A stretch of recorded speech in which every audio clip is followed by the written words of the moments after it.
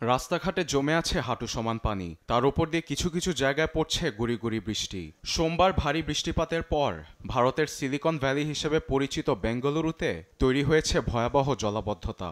এতে প্রাণ হারান কয়েকজন।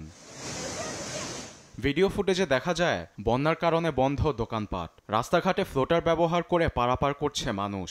ভারতের আবহাওয়া অধিদপ্তর বলছে 2011 সালের পর সোমবার রেকর্ড 100 মিলিমিটার বৃষ্টি হয়েছে। এতে বেশ কিছু এলাকায় পয় নিষ্কাশন ব্যবস্থা নষ্ট হয়ে গেছে।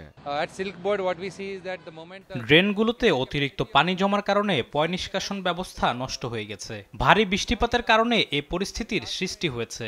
এখনও গুড়ি গুড়ি বৃষ্টি ঝরছে। দলের সঙ্গে সমন্বয়ের মাধ্যমে এই সমস্যা সমাধানে সব ধরনের ব্যবস্থা নেওয়া হচ্ছে। সমস্যা সমাধানের আশ্বাস মিললেও কাটেনি সাধারণ মানুষের সীমাহীন ভোগান্তি। রাস্তাঘাট পানিতে তলিয়ে থাকলেও সাত সকালে অফিসে যেতে হিমশিম খাচ্ছে কর্মজীবীরা। ভোগান্তি তুলে ধরে সরকারকে দুষছেন অনেকেই। রাস্তাঘাট, ড্রেন সবকিছু পানিতে তলিয়ে গেছে। এমন পরিস্থিতিতে অফিসে আসা যাওয়া অসম্ভব হয়ে পড়েছে।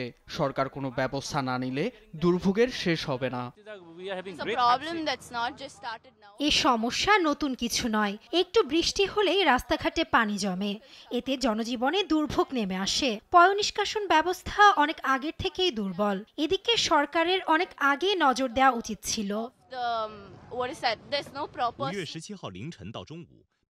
এদিকে শুধু ভারতেই নয়, প্রতিবেশী দেশ চীনের গুয়ানজি প্রদেশেও দেখা দিয়েছে ব্যাপক বন্যা। ভারী বৃষ্টিপাতের কারণে ডুবে গেছে রাস্তাঘাট, বিপর্যস্ত জনজীবন। পাহাড়ি এলাকাগুলোতে দেখা দিয়েছে ব্যাপক ভূমিধস।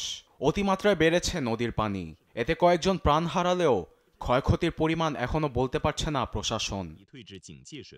আরবেদ আফসার, নিউজ ডেস্ক, দেশ টিভি।